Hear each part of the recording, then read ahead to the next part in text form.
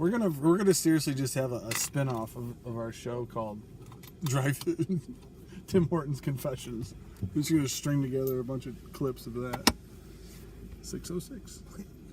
It's 606 instead of 408. Yeah. Crazy, huh? So it's $1 and a penny for each donut. Oh yeah, that'd be wrong. Welcome to Sunday Drive.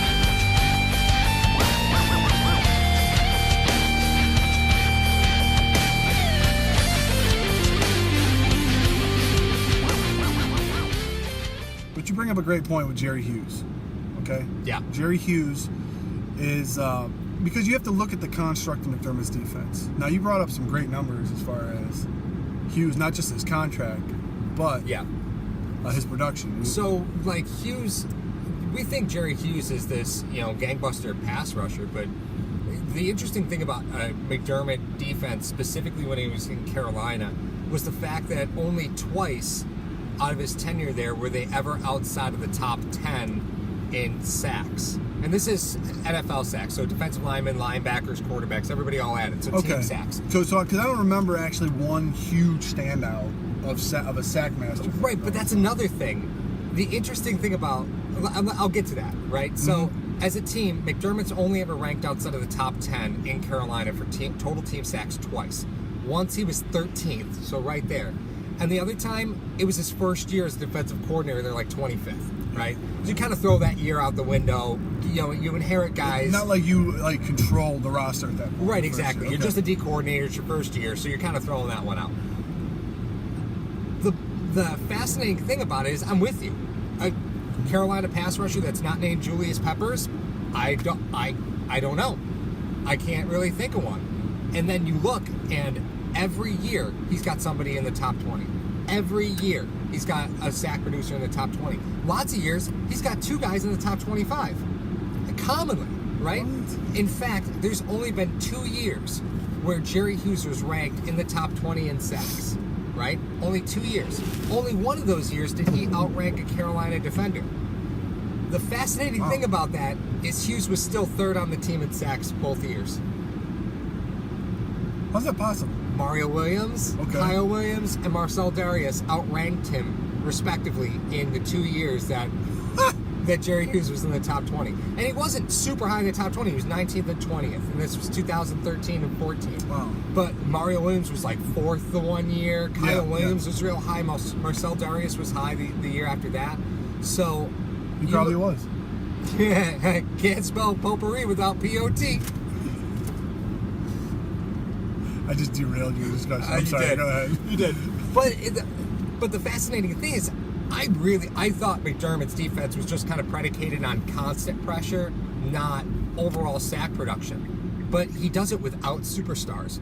So you have Jerry Hughes this year, who led the Bills with 4 sacks, ranked in the 80th, I think 84th, 87th, somewhere around there, for total sacks in the NFL individually.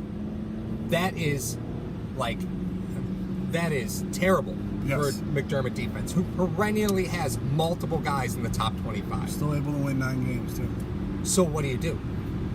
So let me ask you a question. If you're McDermott, you have Jerry Hughes, who is underperforming, played less snaps this year than he has since he was a starter with the Bills, right? Mm-hmm. Actually saw almost a 14% drop in snaps this year versus last year. Yes.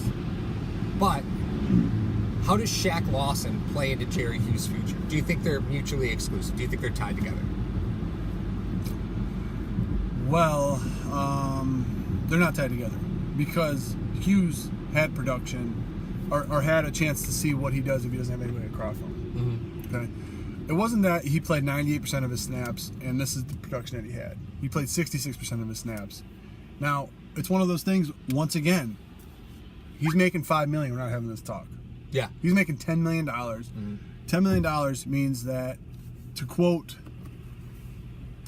the closer, You have to tackle the right guy on the right play behind the line of scrimmage 12 times in order to be an elite player. Sacks, what we're talking about. And he didn't do that. Nope. But it wasn't really, he played 66% of the snaps. He could go into the argument, listen, I played 66% of the snaps, first of all. There was no threat on the other side of me. Mm-hmm. What do you want me to do? But I think the fact is you can get production cutting him and using Lawson and maybe $5 million to get like Mario Addison from Carolina. Yeah, Mario Addison is one of he's perennially in the top 20 with Sean McDermott. So, and obviously we're always big on connections, talking about the connections here and there. So what that allows you to do is you get Lawson back. He wasn't drafted by McDermott, remember? Right. So he may be on short end of it right now. So you have a $5 million Mario Addison, maybe $5-6 million, and then you could use the rest of that money on Star Lotulelei. I know you love Star Lotulelei. I love me some Star Lotulelei, but no. Point is, let's say not Star. Okay, you got another $5-6 million or $4-5 million that you can use on a slot corner if you sign Gaines. So then you can have Gaines on the other side and have a really formidable slot corner. If you're not thinking about keeping Johnson. I mean, the weird thing about Jerry Hughes was that his tackle for loss numbers actually increased this year versus last year. Mm-hmm. So it's not like his production was all that bad, but it's just not what you pay a top guy for. Hughes had the 6th most expensive contract for a defensive end last year. Did he produce like a top 5 player at the position? No, absolutely not. No, but the one thing about it is that you have to understand, and you want to talk about a guy like Haloti Ngata, you know what I mean? He's a nose tackle. He's a nose tackle and a 3-4. You look at his numbers; they're not very impressive. No, not at all. But you can't move him out of the middle of it. He controls everything that's going on between those two gaps. So even though he doesn't have the production, he doesn't have the numbers, the people around him do. I still see a problem with Hughes and the culture with this team. Like, there's just a lot of things that don't fit.